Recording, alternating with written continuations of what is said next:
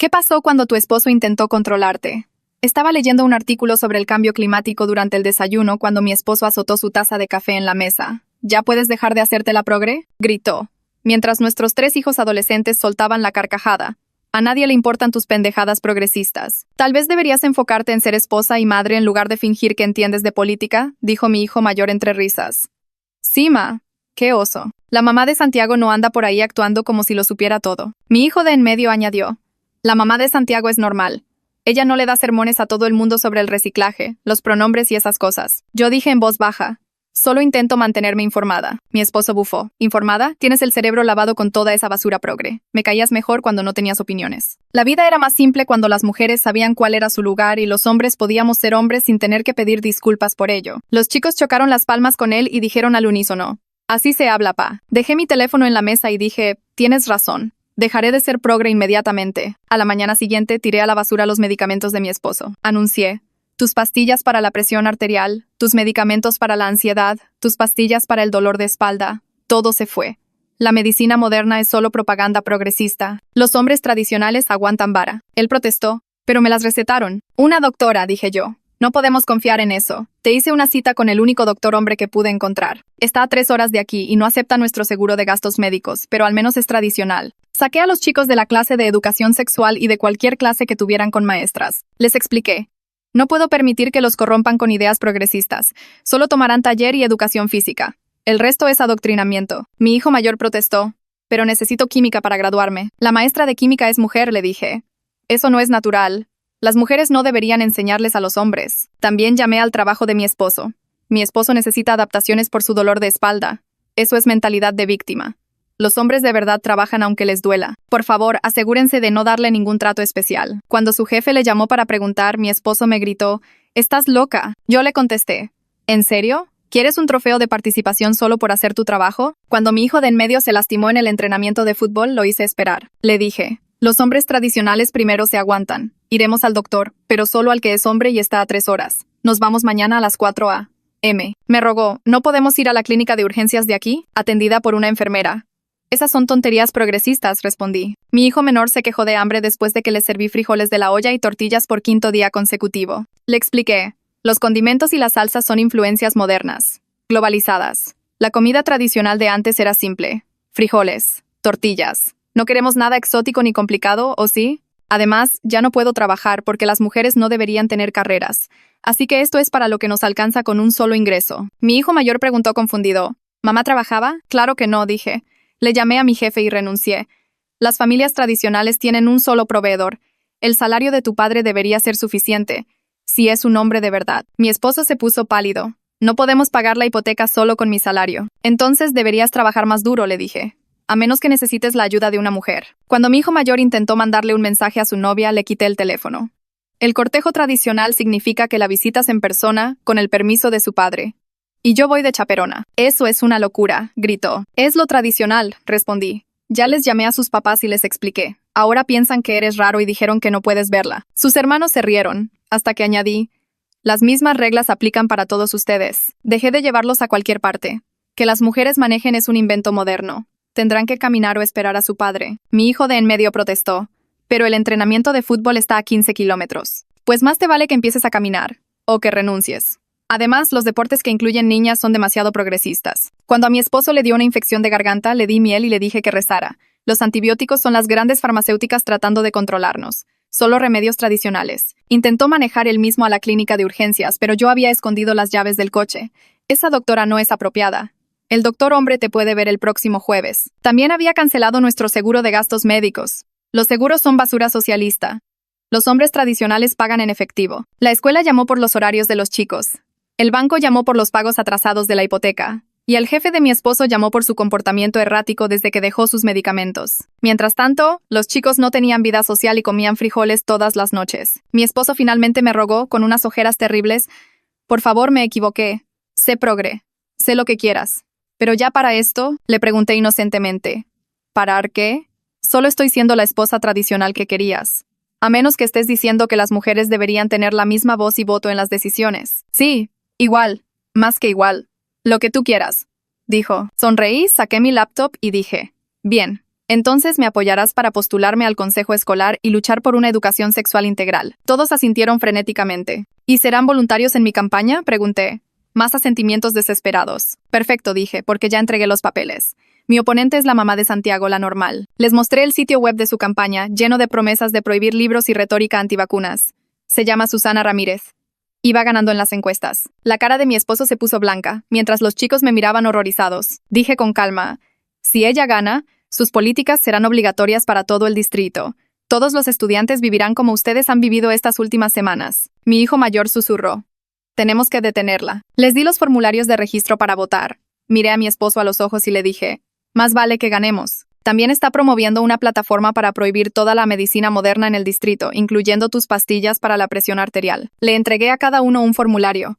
Vi cómo le temblaban los dedos a mi esposo mientras agarraba la pluma. Su piel seguía pálida y demacrada por los días sin medicamentos. Los chicos se miraron entre ellos, con expresiones que finalmente mostraban que entendían que esto no había terminado solo porque aceptaron ayudar. Mi hijo de en medio se mordió el labio, mientras el menor miraba el formulario como si fuera a morderlo. Mi hijo mayor tomó su pluma y comenzó a llenar la información con movimientos cuidadosos y deliberados. Recogí los formularios llenos y los guardé en la bolsa de mi laptop sin decir nada más.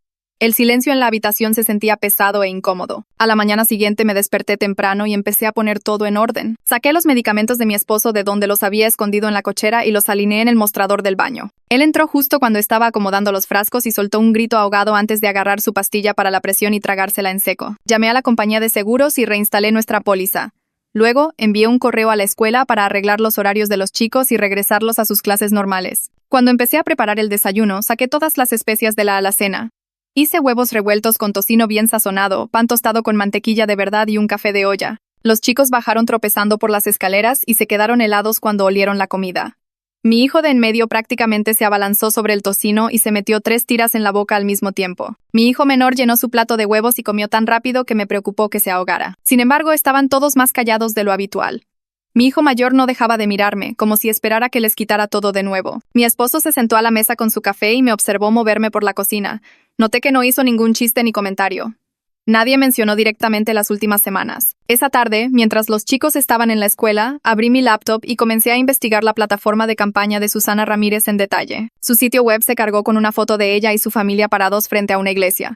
Hice clic en sus posturas políticas y sentí que se me revolvía el estómago con cada página nueva. Quería eliminar de las bibliotecas escolares cualquier libro que presentara personajes o temas LGBTQ. Su política de educación sexual pedía la eliminación completa del plan de estudios, reemplazándolo con mensajes de solo abstinencia. La sección de ciencias proponía eliminar toda la unidad de cambio climático de las clases de ciencias ambientales, calificándola de propaganda política. Su política de servicios de salud requeriría permiso de los padres para que las enfermeras de la escuela brindaran cualquier tipo de atención, incluyendo curitas para rodillas raspadas. Seguí bajando y encontrando cosas peores. Quería eliminar el programa anti-bullying de la escuela porque, según ella, promovía un trato especial. Se oponía a las adaptaciones para estudiantes con discapacidades más allá de lo estrictamente requerido por la ley. Quería prohibir cualquier libro que hablara de racismo en la historia, más allá de lo que ella llamaba hechos básicos. Tomé capturas de pantalla de varias páginas y las guardé en una carpeta. Esta mujer quería convertir nuestro distrito escolar en algo irreconocible. Mi hijo mayor me encontró en la cocina esa noche mientras preparaba la cena. Se quedó parado en la puerta un minuto antes de preguntar si su novia podía venir. Le dije que sí, sin hacerle explicar ni justificar nada. Se balanceó sobre sus pies y luego dijo en voz baja que lamentaba haber dicho que yo era una vergüenza. Añadió que la mamá de Santiago, Susana, en realidad daba un poco de miedo cuando veías lo que realmente creía. Le agradecí la disculpa y le dije que era un comienzo. Asintió y se dio la vuelta para irse. Luego se detuvo y mencionó que su novia le había estado ayudando a entender algunas cosas sobre cómo solía hablarle a la gente. Le pedí que pusiera un lugar extra para la cena y lo vi alejarse, pensativo en lugar de defensivo. 2 días después, asistí a mi primera reunión de organización de campaña en un centro comunitario al otro lado de la ciudad. Entré a una sala llena con al menos otros 30 padres, todos sentados en sillas plegables.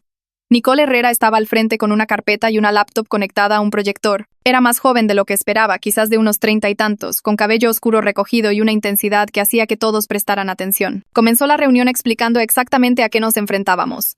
Susana tenía reconocimiento público por años de participación en la Asociación de Padres y liderazgo en su iglesia. Tenía financiamiento de varias organizaciones conservadoras fuera de nuestro distrito. Tenía una presencia pulida en redes sociales y materiales de campaña profesionales. Nicole pasó a la siguiente diapositiva y dijo que nosotros teníamos algo más importante. energía de base y la verdad de nuestro lado. Explicó que los padres se aterraban de la plataforma de Susana una vez que la leían, en lugar de solo escuchar sus agradables discursos. Nuestro trabajo era asegurarnos de que todos los padres del distrito supieran exactamente lo que Susana quería hacer. Nicole asignó roles y tareas con una eficiencia impresionante. Algunos se enfocarían en ir de puerta en puerta, otros en hacer llamadas telefónicas, otros en redes sociales. Me pidió que hablara en eventos comunitarios, porque mi historia como madre y candidata resonaba con otros padres. La tarde siguiente, llevé a mi hijo de en medio a ver al doctor hombre a 3 horas de distancia para el seguimiento de su lesión de fútbol. El doctor examinó su tobillo y nos mostró las radiografías. Explicó que el esguince grave había sanado mal porque esperamos demasiado para recibir el tratamiento adecuado. Mi hijo necesitaría meses de fisioterapia para recuperar la movilidad y fuerza completas. Podría quedarle una debilidad permanente que afectaría su rendimiento atlético. El doctor escribió una referencia para un fisioterapeuta y me la entregó sin comentarios. En el camino a casa, mi hijo miraba por la ventana y no dijo nada durante mucho tiempo. Finalmente, preguntó por qué realmente esperamos tanto para que lo ayudaran. Le dije honestamente que eso es lo que pasa cuando la ideología se vuelve más importante que el sentido común, cuando a la gente le importa más tener la razón que cuidarse unos a otros. Asintió lentamente y dijo que creía que ahora lo entendía. La semana siguiente, la consejera escolar me llamó y me pidió que fuera a una reunión sobre los cambios de horario de mis hijos y su posterior reversión. Me senté en su pequeña oficina, rodeada de carteles inspiradores y folletos universitarios, mientras ella buscaba sus registros en la computadora. Preguntó qué había pasado. Terminé contándole toda la historia, de principio a fin, sobre la exigencia de mi esposo de que dejara de ser progre, sobre mi experimento de cumplimiento malicioso, sobre la campaña y la plataforma de Susana. La consejera empezó a reírse a mitad de la historia y no podía parar. Literalmente se secó las lágrimas de los ojos y tuvo que recuperar el aliento. Cuando finalmente se compuso, me dijo que definitivamente iba a votar por mí. Dijo que el consejo escolar necesitaba a alguien que realmente entendiera. Que entendiera que la educación se trata de preparar a los niños para la vida real, no de protegerlos de la realidad. Mencionó que varios maestros habían expresado en privado su preocupación sobre lo que pasaría si Susana ganaba. Estaban preocupados por las restricciones curriculares y el efecto inhibidor en las discusiones en el aula. Esa misma semana, Nicole me conectó con su esposo, Cristóbal Herrera, quien dirige una red de activistas progresistas en nuestra área. Nos reunimos en un café del centro y Cristóbal trajo a otros 3 organizadores con él. Llevaban años luchando contra la facción de Susana a través de diversas campañas y problemas locales. Cristóbal explicó que estaban entusiasmados por tener una candidata que pudiera hablar auténticamente sobre los valores familiares desde una perspectiva progresista. La mayoría de sus candidatos anteriores eran solteros sin hijos o no centraban la experiencia familiar en su mensaje. Susana había dominado la narrativa de los valores familiares por defecto. Yo representaba algo que no habían tenido antes. Una madre que podía hablar sobre la protección de todos los niños, incluidos los suyos, a través de una educación integral y políticas inclusivas. Los organizadores ofrecieron recursos, incluyendo bases de datos de voluntarios, herramientas para llamadas telefónicas y conexiones con medios de comunicación amigables. Una mujer mencionó que su organización podía ayudar con guarderías para los voluntarios que lo necesitaran. Un hombre se ofreció a conectarme con donantes que habían apoyado a candidatos similares en otros distritos. Mi esposo se sentó conmigo una noche después de que los chicos se durmieron y admitió algo que no esperaba. Dijo que él nunca creyó realmente la mayor parte de lo que dijo esa mañana en el desayuno. Simplemente le gustaba la sensación de estar a cargo y que los chicos lo admiraran. Le gustaba la camaradería de los 3 riéndose juntos a mi costa. Las últimas semanas habían sido las más aterradoras que había vivido desde que nuestro hijo menor nació prematuro y pasó tiempo en cuidados intensivos neonatales. Estar sin sus medicamentos le hizo darse cuenta de cuánto depende de la medicina moderna y de lo estúpidos que eran sus comentarios casuales sobre los valores tradicionales. Estaba empezando a entender por qué me importaban estos temas, por qué leía esos artículos, por qué quería involucrarme en la protección de la educación integral. Dijo que lamentaba haberme menospreciado y haber enseñado a los chicos a hacer lo mismo. Le dije que apreciaba la disculpa y que necesitaba que siguiera presente y haciendo el trabajo, no solo diciendo que entendía. Estuvo de acuerdo y mencionó que varios tipos en su trabajo le habían estado preguntando sobre la campaña después de ver mis anuncios por la ciudad. Unos días después, Nicole organizó una reunión entre Ana Mendoza, otra madre que también llevaba una campaña de base contra Susana, y yo. Nos reunimos en un parque local mientras nuestros hijos jugaban. Ana se había centrado específicamente en proteger los fondos de la biblioteca escolar después de que la facción de Susana intentara recortar el presupuesto el año anterior. Había construido una coalición de bibliotecarios, maestros y padres que valoraban el acceso a libros diversos. Mientras hablábamos, nos dimos cuenta de que nuestras campañas eran más fuertes juntas que separadas. Su mensaje sobre los fondos de la biblioteca resonaba con la gente que se preocupaba por los recursos y la calidad educativa. Mi mensaje de educación integral resonaba con la gente que se preocupaba por preparar a los niños para la vida real. Decidimos coordinar nuestros mensajes y eventos. apareciendo juntas en foros y promocionando mutuamente nuestras campañas en redes sociales. Ana mencionó que el sindicato local de maestros planeaba respaldar candidatos pronto y sugirió que nos reuniéramos con su liderazgo juntas. Intercambiamos números y programamos un evento de campaña conjunto para el mes siguiente. Sus hijos corrieron pidiendo botanas, y noté la naturalidad con la que les hablaba sobre por qué se postulaba, explicándoles en términos apropiados para su edad que algunas personas querían quitar libros de las escuelas y que pensábamos que eso estaba mal. Esa noche, mi hijo menor tocó la puerta de mi habitación sosteniendo su laptop y un montón de impresiones sobre el aumento de la temperatura del mar. Se balanceó sobre sus pies y me preguntó si podía ayudarlo con su proyecto de ciencia sobre el cambio climático. Lo seguí a la mesa de la cocina, donde extendió su investigación. Mientras trabajábamos en los datos juntos, mencionó que Santiago había dicho algunas cosas muy desagradables sobre su maestra de literatura en el almuerzo. Me dijo que eso lo hizo sentir raro, de una manera que no lo habría hecho hace un mes. Como si de repente hubiera notado lo cruel que sonaba, en lugar de solo reírse con los demás. Le pregunté qué había dicho Santiago, y mi hijo explicó que eran comentarios vulgares sobre su cuerpo y chistes sobre que las mujeres eran demasiado emocionales para enseñar correctamente. Dijo que esta vez no se rió, y Santiago lo llamó mandilón. A la mañana siguiente, llegó el periódico local con los perfiles de todos los candidatos al consejo escolar en 2 páginas completas. La foto de Susana la mostraba parada frente a una gran iglesia con su esposo e hijo, los 3 con camisas polo a juego. El pie de foto decía algo sobre regresar a los valores tradicionales y proteger a los niños de ideologías peligrosas. Mi foto me mostraba en una reunión de la Asociación de Padres del año pasado, inclinada sobre una mesa cubierta de papeles. Mi cita hablaba sobre proteger el derecho de cada estudiante a una educación integral, independientemente de su origen o creencias. Me quedé mirando el contraste entre las 2 imágenes y me di cuenta de lo perfectamente que capturaban de qué se trataba realmente esta elección. Esa tarde, llamaron a mi esposo a la oficina de su jefa y tuvo que explicar toda la situación de la solicitud de adaptaciones. Llegó a casa luciendo avergonzado, pero también algo divertido. Me dijo que su jefa se rió tanto que se le salieron las lágrimas. Aparentemente le dijo que tenía suerte de tener una esposa que luchaba tan duro para probar un punto y dijo que iba a votar por mí, porque cualquiera que pudiera enseñar a su familia una lección así merecía un lugar en el consejo escolar. Mi esposo admitió que fue humillante explicarlo, pero también que la reacción de su jefa le hizo ver todo el asunto de manera diferente. Como si, tal vez mis métodos fueron extremos, pero la lección era necesaria. Ese fin de semana comencé a hacer campaña de puerta en puerta con volantes e información para votantes. Los 3 chicos vinieron conmigo, aunque se quejaron de caminar bajo el calor. Mi hijo mayor estaba torpe y tropezaba con sus argumentos. Mi hijo menor principalmente repartía volantes sin decir mucho. Pero mi hijo de en medio me sorprendió. Era realmente bueno en esto. Hablaba con otros adolescentes sobre por qué importaba la educación sexual integral y usaba su propia lesión de fútbol como ejemplo de por qué el acceso a una buena atención médica no debería depender de la ideología. Lo observé explicarle a una chica de su edad lo aterrador que fue estar lastimado y no poder ver a un doctor de inmediato. Ella asintió y dijo que su madre había estado indecisa sobre votar, pero que esta conversación podría hacerla cambiar de opinión. Cubrimos 12 cuadras ese día. Me dolían los pies, pero sentí que realmente habíamos llegado a la gente, en lugar de solo dejar volantes y correr. El martes siguiente hubo un evento comunitario en la biblioteca pública para el registro de votantes. Tanto Susana como yo aparecimos para mezclarnos con la gente. La observé desde el otro lado de la sala. Era increíblemente pulida y segura, moviéndose de grupo en grupo con una sincronización perfecta y diciendo siempre exactamente lo correcto para hacer que la gente asintiera y sonriera. Hablaba sobre los derechos de los padres y proteger la inocencia y mantener las escuelas enfocadas en lo básico en lugar de agendas sociales. Todo sonaba tan razonable, hasta que realmente pensabas en lo que quería decir con esas frases. Vi a los padres gravitar hacia ella porque se veía y sonaba como alguien que lo tenía todo resuelto, alguien que representaba la estabilidad y los valores familiares tradicionales. Un grupo local de padres nos invitó a ambas a hablar en su reunión mensual la semana siguiente. Susana fue primero, con una presentación impecable en su laptop. Mostró citas fuera de contexto de libros de la biblioteca escolar que sonaban impactantes si no conocías la historia completa.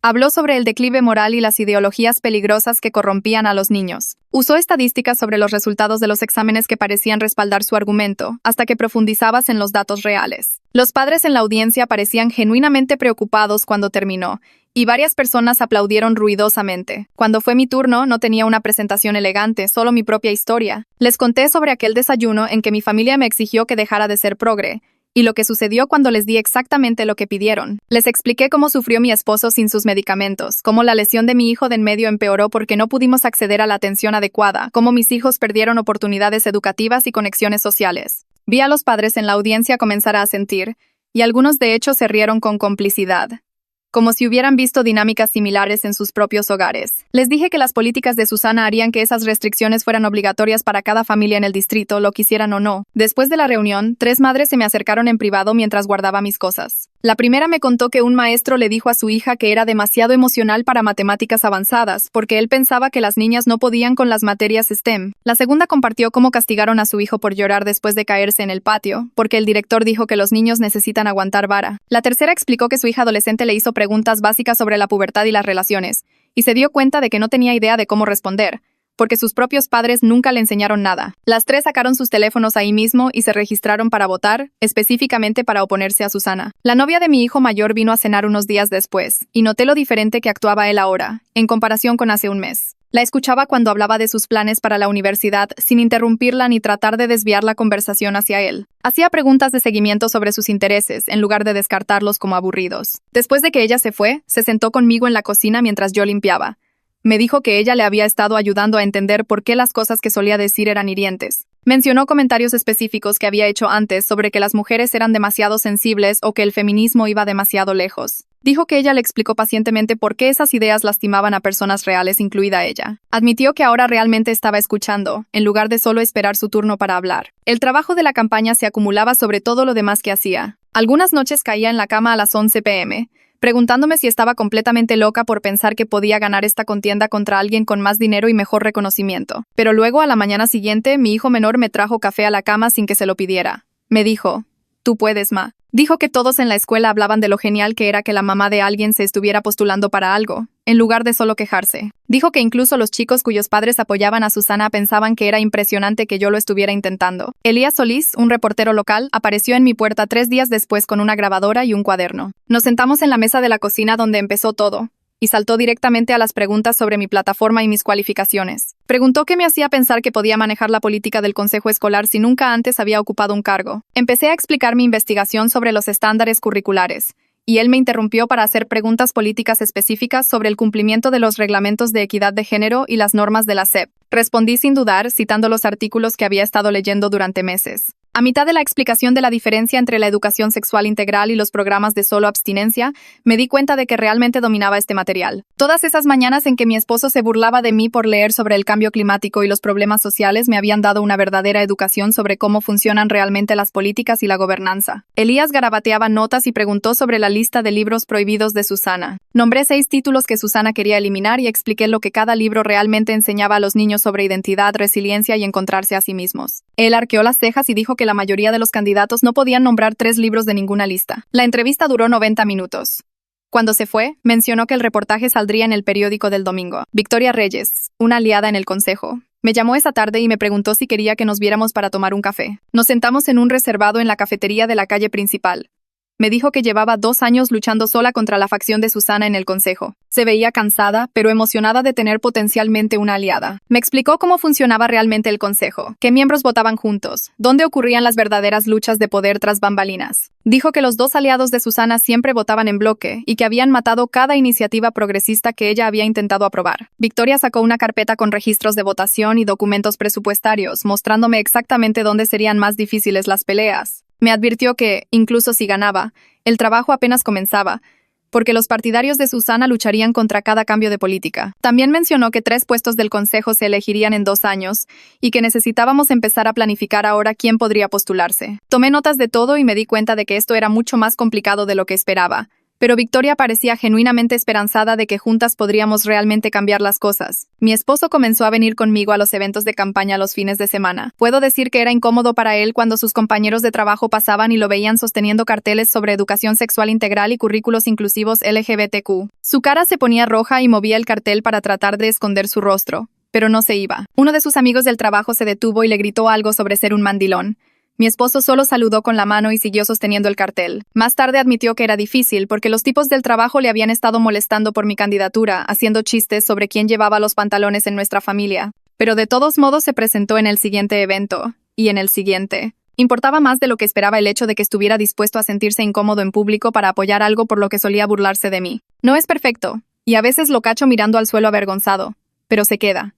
Y eso es lo que cuenta. Nicole me llamó, presa del pánico, porque la campaña de Susana acababa de lanzar un anuncio de ataque. Lo vi en mi teléfono y se me revolvió el estómago. El anuncio mostraba música aterradora e imágenes oscuras mientras una voz me llamaba progresista radical que quería sexualizar a los niños e imponer ideología woke a estudiantes inocentes. Usaba citas de mis materiales de campaña completamente fuera de contexto para hacer sonar como si quisiera enseñarles a niños de kinder sobre sexo. Mi primer instinto fue entrar en pánico y llamarle a Nicole para preguntar qué hacíamos. Ella me calmó y me explicó que esto en realidad significaba que estaban preocupados. Dijo que no atacas a candidatos que crees que puedes ignorar. El hecho de que estuvieran gastando dinero en anuncios de ataque significaba que sus encuestas internas debían mostrar que la contienda se estaba cerrando. Me recordó que los anuncios de ataque a menudo resultan contraproducentes, porque hacen que el atacante parezca desesperado y mezquino. Programamos una reunión de emergencia con el equipo de campaña para planificar nuestra respuesta. Decidimos lanzar nuestro propio anuncio, presentando a padres locales hablando sobre por qué apoyaban la educación integral.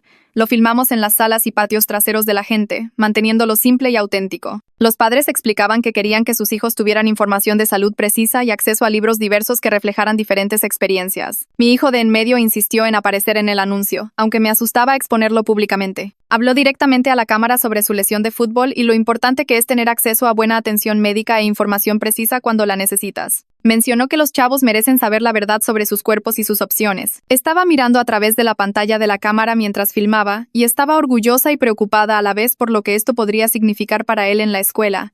Pero él estaba tranquilo y claro. Cuando terminamos de filmar, dijo que quería ayudar porque esto importaba. El anuncio se lanzó 2 días después y comenzó a compartirse por todas las redes sociales. La compañía de la hipoteca llamó de nuevo, pero esta vez fue diferente. La oficial de cuentas confirmó que estábamos de nuevo al corriente con los pagos ahora que yo estaba trabajando otra vez. Mencionó que había visto los letreros de mi campaña por la ciudad y que planeaba votar por mí. Explicó en voz baja que su hija era gay y que estaba asustada por lo que Susana le haría al ambiente escolar si ganaba.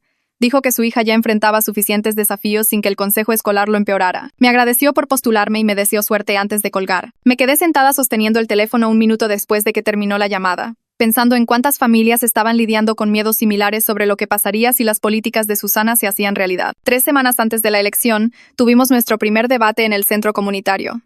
Susana apareció con un traje sastre azul marino, luciendo pulida y preparada. Repitió todos sus puntos clave sobre los derechos de los padres y los valores tradicionales, hablando con fluidez sobre proteger a los niños de contenido inapropiado y dejar que los padres decidan qué es lo mejor para sus familias. Cuando fue mi turno, respondí con detalles específicos sobre lo que los estudiantes realmente necesitan. Hablé sobre educación para la salud integral que enseña a los niños sobre el consentimiento y las relaciones saludables.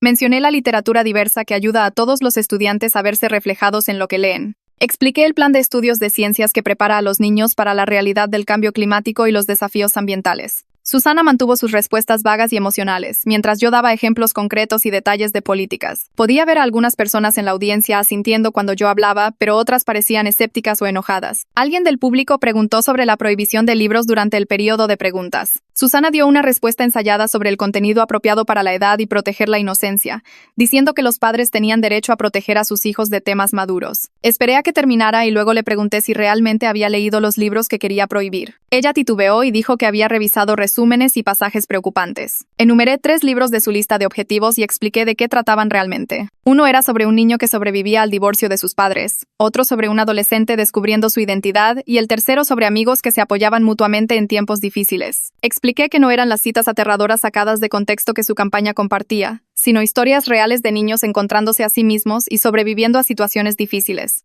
Mencioné que prohibir libros no protege a los niños, solo les impide encontrar historias que podrían ayudarlos a sentirse menos solos. Varios padres en la audiencia comenzaron a aplaudir antes de que el moderador les recordara a todos que guardaran los aplausos para el final. Mi hijo menor llegó a casa de la escuela la semana siguiente con una historia sobre Santiago. Dijo que Santiago se metió en problemas por decir algo racista en clase. Cuando la maestra lo confrontó, Santiago dijo que su mamá le dijo que eso era solo ser honesto y que la gente ahora es demasiado sensible. Mi hijo explicó que él se levantó y le dijo a Santiago que no estaba de acuerdo.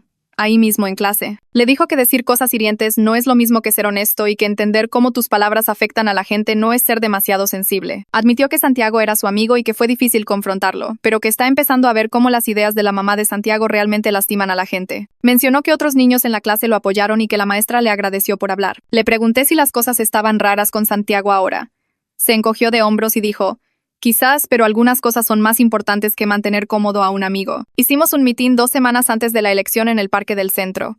Esperaba quizás 20 personas basándome en nuestros eventos anteriores, pero aparecieron más de 100. Padres llevaron a sus hijos, maestros vinieron en sus horas libres, e incluso algunos estudiantes que aún no podían votar sostenían carteles apoyando la educación integral. Nicole había organizado todo perfectamente, con un pequeño escenario y un sistema de sonido. Padres locales hablaron sobre por qué apoyaban mi campaña, compartiendo historias personales sobre sus hijos y sus temores sobre las políticas de Susana. Cuando fue mi turno de hablar, mi esposo estaba a mi lado en el escenario improvisado, sosteniendo mi mano. Miré a todas esas personas que se presentaron un sábado por la mañana para apoyar algo en lo que creían, y tuve que hacer una pausa por un segundo antes de comenzar. Mi esposo apretó mi mano, y pude ver que estaba genuinamente orgulloso, no avergonzado o incómodo como solía estar. Hablé sobre luchar por el derecho de cada estudiante a una educación integral y proteger el acceso a libros diversos e información precisa. La multitud vitoreó y levantó sus carteles. Y por primera vez, pensé que realmente podríamos tener una oportunidad de ganar esto. 2 días después, mi teléfono comenzó a explotar con mensajes sobre un nuevo anuncio de ataque de la campaña de Susana. Lo busqué en línea y vi este video hábilmente producido que mostraba fotos de nuestra casa y del lugar de trabajo de mi esposo, mientras una voz seria hablaba de familias inestables y juicio cuestionable. El anuncio afirmaba que mi esposo había tenido una crisis nerviosa en el trabajo e implicaba que yo estaba demasiado ocupada con políticas radicales para cuidar adecuadamente de mi familia. Era una distorsión completa de lo que realmente sucedió, tomando la rareza de mi experimento de cumplimiento malicioso y presentándolo como si fuéramos genuinamente disfuncionales. Me sentí mal viéndolo, preocupada por cómo afectaría el trabajo de mi esposo y lo que la gente pensaría. Pero entonces, los comentarios comenzaron a llegar a las redes sociales de la campaña. Padre tras padre que nos conocía personalmente llamó al anuncio asqueroso y desesperado. Alguien publicó una foto del mitin que mostraba a toda nuestra familia junta, luciendo feliz y apoyándose. Los compañeros de trabajo de mi esposo comenzaron a defenderlo en línea, explicando que era un empleado respetado y que el anuncio estaba lleno de mentiras. Al final del día, incluso las personas que no me apoyaban antes decían que el ataque había cruzado la línea. Nicole llamó esa noche y dijo que el anuncio en realidad nos había ayudado, porque hizo que Susana pareciera mezquina y deshonesta. Pensó que podríamos haber ganado votantes indecisos que se sintieron repelidos por la bajeza. Mi hijo mayor llegó a casa de la escuela la tarde siguiente, luciendo molesto de una manera que no había visto en meses. Le pregunté qué pasó y se sentó pesadamente en la mesa de la cocina. Explicó que Santiago dijo algo realmente vulgar sobre la maestra Cervantes, su maestra de literatura, durante una discusión en clase. Algo sobre que probablemente solo consiguió su trabajo por ser mujer y que era demasiado emocional para enseñar correctamente. Mi hijo dijo que sintió que se le calentaba la cara y, antes de poder detenerse, se levantó y le dijo a Santiago que eso era completamente inapropiado y una falta de respeto. Dijo que la maestra Cervantes era una de las mejores maestras de la escuela y que Santiago estaba siendo un patán, justo como su mamá le enseñó a hacer. Toda la clase se quedó en silencio, y la cara de Santiago se puso roja. La maestra agradeció a mi hijo por hablar, pero él podía decir que Santiago estaba furioso. Después de clase, Santiago lo acorraló y le dijo que se acabó su amistad si iba a ponerse del lado de las feministas en lugar de sus amigos. Mi hijo le dijo a Santiago que estaba bien, porque de todos modos no quería ser amigo de alguien que trataba a las mujeres así. Me admitió ahora que le dolía perder a un amigo que tenía desde la primaria, pero que no podía simplemente quedarse sentado y dejar que Santiago hablara de una maestra como si no valiera nada. Dijo que algunas amistades no valen la pena si significan convertirte en una peor persona. Lo abracé y le dije que estaba orgullosa de él, aunque sabía que le había costado algo real. El lunes siguiente, Nicole convocó a una reunión de emergencia porque acababan de llegar nuevos datos de las encuestas. Nos apiñamos todos en su sala y ella mostró los números en su laptop. Faltaba una semana para la elección. Susana estaba adelante por 3 puntos. Estaba más cerca de lo que nadie esperaba, pero ella todavía tenía la ventaja. Nicole explicó que 3 puntos estaban dentro del margen donde una fuerte participación electoral podría cambiar todo. Si podíamos hacer que cada uno de nuestros simpatizantes fuera a las urnas y tal vez convencer a algunos votantes indecisos en los últimos días, teníamos una oportunidad real. Ya había organizado un esfuerzo masivo para la última semana, asignando diferentes colonias a diferentes voluntarios. Toda mi familia se comprometió a pasar cada tarde después de la escuela y el trabajo yendo de puerta en puerta. Mi esposo se tomó libres los últimos 3 días de trabajo para hacer campaña a tiempo completo. Nicole repartió guiones y listas de calles y nos recordó a todos que aquí es cuando las campañas se ganan o se pierden. En el último empujón, cuando la gente realmente está prestando atención. La energía en la sala era intensa. Todos entendieron de repente que podríamos lograrlo si trabajábamos lo suficiente. Me encontré con Rodrigo Ramírez, el esposo de Susana, en el supermercado el miércoles por la noche. Ambos nos congelamos cuando nos vimos en el pasillo de los cereales. Por un segundo pensé en simplemente dar la vuelta e irme, pero él carraspeó y dijo que respetaba que me estuviera postulando, aunque obviamente él apoyaba a su esposa. Se veía incómodo, cambiando su peso de un pie a otro y sin mirarme directamente a los ojos. Luego se inclinó un poco y dijo en voz baja que ya no estaba seguro de estar de acuerdo con todas las posturas de Susana. Dijo que algunas de las cosas que ella había estado diciendo en la campaña lo habían hecho sentir incómodo, especialmente sobre la atención médica y qué libros se les debería permitir leer a los niños. Pero no podía decir nada de eso públicamente, porque era su esposa y tenía que apoyarla. Me preguntó si lo entendía. Asentí, porque sí lo entendía. Casi sentí lástima por él, atrapado entre la lealtad a su esposa y las crecientes dudas sobre lo que ella realmente creía. Nos quedamos allí incómodamente por un momento más antes de que él dijera buena suerte y empujara su carrito. Lo vi irse y me pregunté cuántas otras personas en la vida de Susana estaban cuestionando silenciosamente sus ideas, pero sentían que no podían hablar. Mi hijo de en medio tuvo fisioterapia el jueves por la tarde y lo llevé a la cita. Su tobillo estaba sanando bien y había estado trabajando duro en los ejercicios. La terapeuta, una mujer de unos 40 años llamada María, lo puso a hacer sus movimientos y parecía satisfecha con su progreso. Mientras terminábamos, mencionó casualmente que iba a votar por mí. Dijo que estaba harta de ver llegar a niños con lesiones que empeoraban mucho porque sus padres retrasaban el tratamiento por razones ideológicas. Explicó que sucedía más de lo que la gente pensaba. Padres que no confiaban en las doctoras o que pensaban que los niños fuertes simplemente debían aguantar vara. Había visto esguinces convertirse en daño permanente e infecciones que podrían haber sido simples volverse graves, porque las familias esperaban demasiado para obtener la atención adecuada. Mi hijo miró su propio tobillo y pude ver cómo hacía la conexión con lo que casi le pasó a él. María dijo que le alegraba ver a una candidata que entendía que los niños necesitaban atención médica real, no ideología. Mientras nos íbamos, mi hijo estaba callado, pero noté que caminaba con más cuidado, como si fuera nuevamente consciente de la suerte que tenía de que su lesión estuviera sanando bien. 3 días antes de la elección hubo un foro comunitario donde todos los candidatos al consejo escolar dieron sus declaraciones finales. El auditorio de la preparatoria estaba lleno de padres, maestros e incluso algunos estudiantes. Susana habló primero, y estaba claramente preparada para este momento. Dio un discurso emotivo sobre proteger a los niños de ideas peligrosas y preservar la inocencia. Habló sobre los derechos de los padres y los valores tradicionales y mantener las escuelas enfocadas en lo básico en lugar de agendas sociales. Su voz se quebraba en ciertos puntos, como si estuviera a punto de llorar, y pude ver a la gente en la audiencia asintiendo. Cuando fue mi turno, caminé hacia el micrófono y respiré hondo. Hablé sobre confiar en los niños con la verdad, porque así es como los preparamos para el mundo real. Expliqué que la educación integral significa dar a los estudiantes las herramientas que necesitan para pensar críticamente y tomar decisiones informadas. Dije que prohibir libros y limitar la información no protege a los niños, solo los deja sin preparación para la vida. Hablé sobre creer en su capacidad para manejar ideas complejas y temas difíciles, porque son más inteligentes y capaces de lo que a veces les damos crédito. El aplauso cuando terminé fue fuerte, pero podía decir que la sala estaba dividida. Algunas caras de apoyo y otras claramente opuestas. Después de que terminó el foro, la gente se quedó platicando. Yo estaba dando la mano y respondiendo preguntas rápidas. Un hombre se me acercó con su hija adolescente, de quizás 15 o 16 años. Se presentó y dijo que su hija le había dicho que era gay el año pasado. Su voz temblaba cuando explicó que estaba asustado por lo que le pasaría a ella en la escuela si Susana ganaba. Dijo que ella ya era un blanco para algunos niños, y le preocupaba que las políticas de Susana hicieran oficialmente aceptable tratarla mal. Su hija agregó que había escuchado a niños decir cosas crueles, porque sabían que la campaña de Susana había hecho que ese tipo de conversación fuera más aceptable. Dijo que algunos maestros habían tratado de detenerlo, pero que a otros maestros parecía no importarles ahora. Ambos me agradecieron por postularme y dijeron que contaban conmigo para proteger a niños como ella. Les prometí que lucharía por el derecho de cada estudiante a sentirse seguro en la escuela. Pero después de que se fueron, sentí el peso de cuánto estaba en juego en esta elección. Ya no se trataba solo de política. Se trataba de niños reales que observaban para ver si los adultos los protegerían o los abandonarían. Llegó el día de las elecciones. Estaba demasiado nerviosa para desayunar. Sentía el estómago apretado y mis manos temblaban ligeramente cuando intenté servirme café. Mi hijo mayor ya tenía 18 años y esta era su primera vez votando, lo cual se sentía enorme. Mis 2 hijos menores venían a observar y a ser voluntarios como observadores de casilla conmigo, aunque aún no podían votar. Nos subimos todos al coche.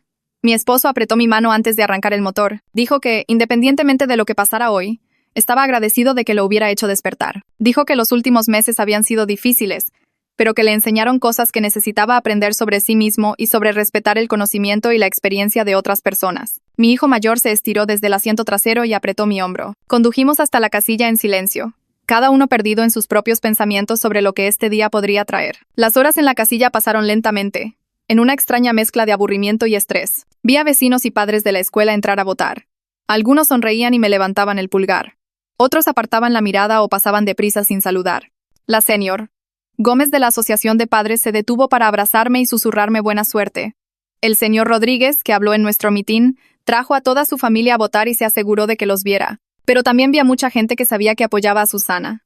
Las miradas que me daban iban de frías a hostiles. Traté de mantenerme positiva y agradecer a todos por votar, independientemente de a quién apoyaran, pero era agotador. Mis hijos tomaron turnos como observadores de casilla, vigilando el proceso y asegurándose de que todo funcionara sin problemas. Alrededor de las 3 de la tarde, mi hijo de en medio mencionó que Susana estaba en otra casilla al otro lado de la ciudad, probablemente teniendo la misma experiencia extraña de ver la democracia suceder mientras tu destino pendía de un hilo. Me la imaginé allí, saludando a los votantes, ambas esperando los mismos resultados que significarían cosas totalmente opuestas para nuestras familias. Esa noche, nos reunimos en casa de Nicole con el equipo de campaña para ver los resultados. Su sala estaba repleta de voluntarios y simpatizantes, todos apiñados alrededor de laptops y teléfonos que mostraban actualizaciones en vivo. Los primeros resultados de las actas se publicaron alrededor de las 7:30, y se me cayó el estómago cuando vi a Susana adelante por casi 200 votos. Nicole inmediatamente nos recordó a todos que sabíamos que los primeros resultados favorecerían a Susana, porque sus áreas más fuertes reportaban primero. Sacó una hoja de cálculo que mostraba qué casillas aún faltaban y explicó que nuestras mejores colonias reportaban más tarde. Dijo que esto era exactamente lo que esperábamos y que solo teníamos que esperar. Pero esperar era una tortura. Ver los números actualizarse cada pocos minutos y hacer cálculos mentales sobre lo que necesitábamos de las áreas restantes. Mi hijo menor se sentó a mi lado, refrescando la página de resultados constantemente.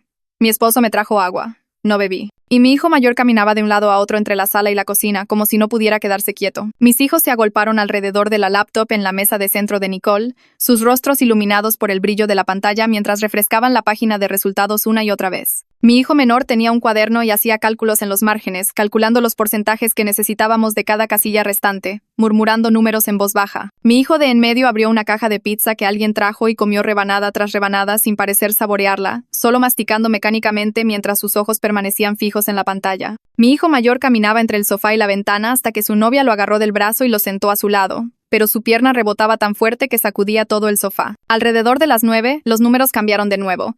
Vi cómo la brecha se reducía de 300 votos a 200, con 3 casillas aún pendientes. La habitación se quedó en completo silencio, excepto por el tarareo nervioso de alguien. Creo que era uno de los voluntarios, y el golpe constante de la rodilla de mi esposo contra la pata de la mesa mientras la movía arriba y abajo. Nicole sacó su hoja de cálculo de nuevo y señaló las casillas restantes, explicando cuáles deberían favorecernos. Pero su voz sonaba tensa y pude notar que ella también estaba nerviosa. A pesar de tratar de proyectar confianza, mi hijo menor anunció que necesitábamos el 62% del voto restante para ganar. Todos miraron la pantalla como si pudiéramos hacer que los números cambiaran más rápido con solo mirarlos fijamente. La siguiente casilla finalmente reportó, y la habitación explotó cuando saltamos a la delantera por 50 votos. La gente gritaba y se abrazaba, pero Nicole nos calló a todos frenéticamente, diciendo que todavía faltaban 2 casillas y que cualquier cosa podía pasar.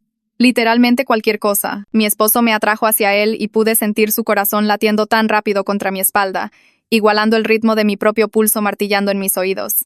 La celebración se calmó y volvimos a la tensa espera, mirando la pantalla que mostraba nuestra diminuta ventaja de 50 votos. Los resultados seguían goteando de las casillas restantes, pero estaban divididos de alguna manera, diferentes partes reportando en diferentes momentos, y vimos cómo la ventaja oscilaba de un lado a otro como un péndulo. Adelante por 30 votos, luego atrás por 20. Luego adelante por 70. Mi hijo mayor se había puesto pálido y tragaba saliva constantemente, como si fuera a vomitar. Honestamente, yo me sentía exactamente igual. Mi estómago se revolvía con cada cambio de número. El teléfono de alguien sonó y todos saltaron, pero era solo un mensaje de texto, no una actualización de resultados. A las 10:30 la última casilla publicó sus números. Y nos disparamos adelante por 112 votos. La sala contuvo la respiración mientras esperábamos la certificación oficial. Nadie se movía ni hablaba.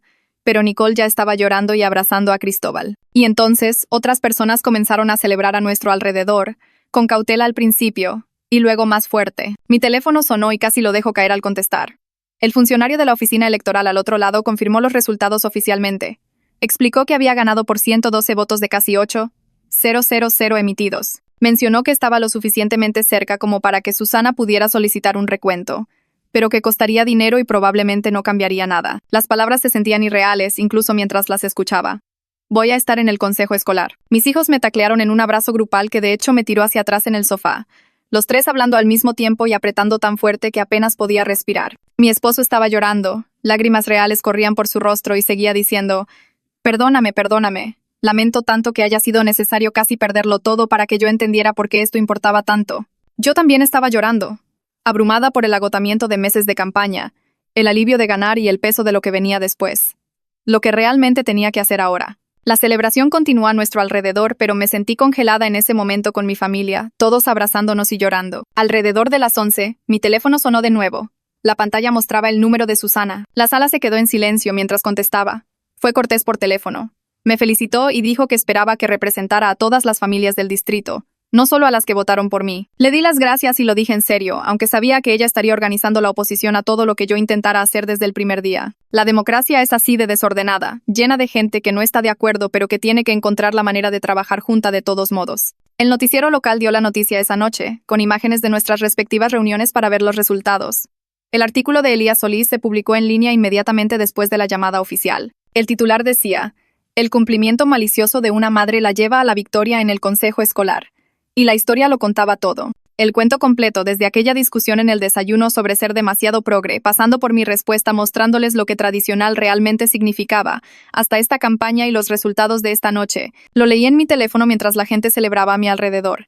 Se sentía surrealista ver mi vida convertida en una noticia que otras personas leerían y compartirían. A la mañana siguiente me desperté con el zumbido constante de mi teléfono, con mensajes que no habían parado desde que se publicaron los resultados. Padres agradeciéndome por postularme.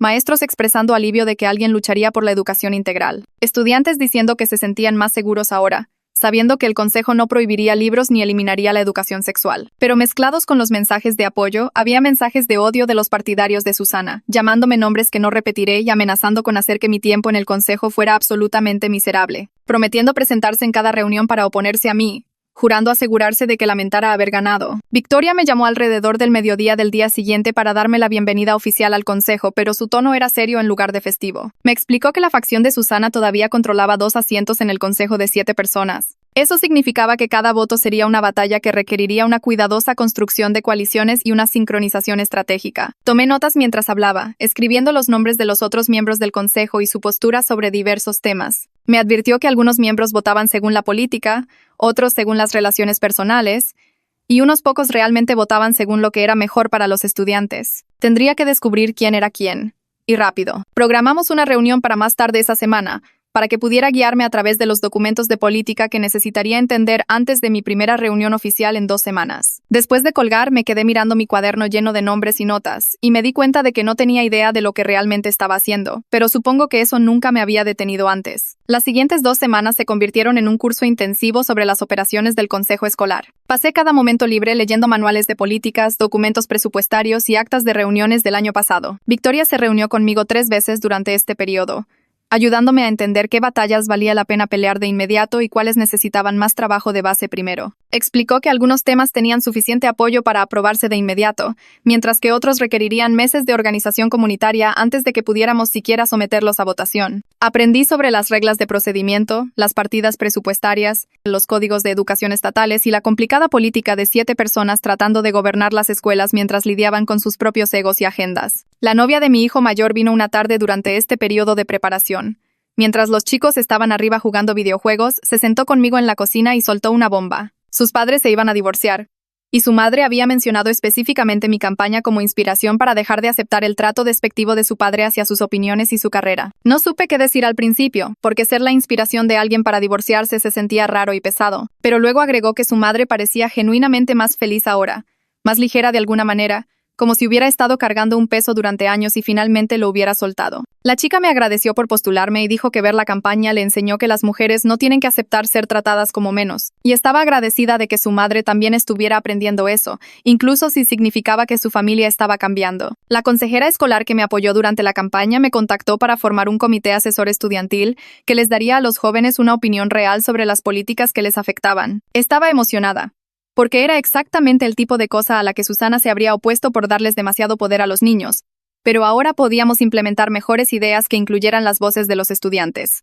Programamos una reunión de planificación para definir cómo estructurar el comité, cómo se seleccionaría a los estudiantes y qué tipo de autoridad tendrían en el proceso. El tobillo de mi hijo de en medio terminó de sanar por esa misma época. Su entrenador me llamó a un lado un día para mencionarme algo interesante. Mi hijo había estado confrontando a los compañeros de equipo que hacían chistes sexistas sobre las chicas del equipo. Y aunque eso lo había hecho menos popular con algunos de los muchachos, las chicas realmente lo respetaban por ello, y la dinámica del equipo estaba mejorando. El entrenador dijo que había notado un cambio en la actitud de mi hijo esta temporada, más maduro de alguna manera, más consciente de cómo sus palabras afectaban a los demás. No le conté al entrenador sobre los frijoles y las visitas al médico de 3 horas, pero pensé en cómo, a veces, las lecciones más difíciles son las que más se quedan. Mi primera reunión oficial del consejo llegó 2 semanas después de la elección. Estaba tan nerviosa que apenas dormí la noche anterior. La sala de juntas era más pequeña de lo que esperaba, con 7 sillas alrededor de una mesa y filas de asientos para los miembros de la comunidad que quisieran observar. Propuse actualizar el plan de estudios de educación sexual para incluir información sobre consentimiento, relaciones saludables y temas LGBTQ, usando la investigación y los argumentos que Victoria me ayudó a preparar. Los 2 miembros de la facción de Susana se opusieron, como era de esperar. Usaron los mismos argumentos cansados sobre los derechos de los padres y el contenido apropiado para la edad que ella usó durante la campaña. Pero tenía los votos. Con Victoria y otros 2 miembros que creían en la educación integral, la medida se aprobó 4-3. La votación fue noticia local esa noche, y mi teléfono explotó de nuevo con mensajes que iban desde el apoyo entusiasta hasta la indignación furiosa. Alguien dejó una nota horrible en el parabrisas de mi coche llamándome pervertidora y amenazando con revocar mi puesto en el consejo. Pero 3 vecinas me trajeron flores y tarjetas de agradecimiento, diciendo que estaban orgullosas de mí. Mi esposo lidió con algunos comentarios en el trabajo de personas que no estaban de acuerdo con la votación, pero los manejó mejor de lo que esperaba. Cayó firmemente a cualquiera que intentara criticarme y explicó que él apoyaba la educación integral para todos los estudiantes. 2 meses después de mi mandato, aprobamos una política que protegía el derecho de los estudiantes a usar los nombres y pronombres que coincidieran con su identidad. Era algo pequeño en cierto modo, solo palabras en un papel sobre cómo los maestros debían dirigirse a los jóvenes. Pero significaba todo para los estudiantes que habían estado luchando con si la escuela era un lugar seguro para ellos. Recibí un correo electrónico de una estudiante trans diciendo que finalmente se sentía segura en la escuela, que saber que el consejo apoyaba oficialmente su derecho a ser ella misma hacía que quisiera ir a clase, en lugar de temerlo. Mi hijo menor recibió un proyecto sobre el gobierno local y me preguntó si podía entrevistarme sobre el consejo escolar para su informe. Respondí sus preguntas sobre cómo se hacían las políticas, qué hacía el consejo, por qué importaba el gobierno local, y él grabó todo en su teléfono con una concentración sorprendente. Cuando leí su trabajo final una semana después, había escrito sobre cómo solía pensar que interesarse por la política era de oso vergonzoso, pero que ahora veía que así es como realmente proteges a la gente y mejoras las cosas. Incluyó una sección sobre cómo su mamá pasó de leer artículos en el desayuno a cambiar políticas reales, y que él quería hacer algo similar cuando creciera, tal vez postularse para un cargo o trabajar en campañas. Susana apareció en una reunión del consejo 2 meses y medio después de mi mandato, con un grupo de unos 15 seguidores, para protestar por nuestras nuevas políticas. Llenaron el área de asientos de la comunidad y varios de ellos hablaron durante el comentario público. Usaron sus 3 minutos cada uno para argumentar que estábamos imponiendo contenido inapropiado a los niños e ignorando la voluntad de los padres. Fue tenso e incómodo, especialmente cuando uno de ellos me señaló directamente por mi nombre y cuestionó mi aptitud para servir. Pero mantuve la calma. Respondí explicando que nuestro trabajo es servir a todos los estudiantes, no solo a aquellos cuyos padres gritan más fuerte, y eso significa crear escuelas donde cada niño pueda aprender y sentirse seguro, independientemente de su identidad o antecedentes familiares. Noté que algunos de los partidarios de Susana parecían escuchar, en lugar de solo esperar para discutir. Y una mujer en la parte de atrás asintió levemente cuando hablé de proteger a los estudiantes vulnerables. La reunión terminó sin ninguna resolución real, porque las protestas no cambian los votos. Pero conduje a casa pensando en cómo la democracia significa tener constantemente estas conversaciones incómodas con personas que no están de acuerdo. Y cómo eso es agotador, pero también, en cierto modo, es el punto central de todo. 6 meses después de mi mandato, el distrito publicó los resultados de las pruebas estandarizadas. Varias áreas mostraron mejoras en comparación con el año pasado. Era demasiado pronto para decir que nuestras nuevas políticas causaron los cambios, pero los datos definitivamente perjudicaban todo el argumento de Susana de que la educación progresista destruía el aprendizaje de los estudiantes. Victoria me llamó la mañana en que salieron los resultados. Pasamos 1 hora revisando los números juntas, destacando cuáles importaban más. Sugirió que le pasáramos la información a Elías, el del periódico, antes de que la gente de Susana pudiera tergiversarla a su manera. Le envié un correo electrónico a Elías con los datos y algo de contexto sobre lo que significaban.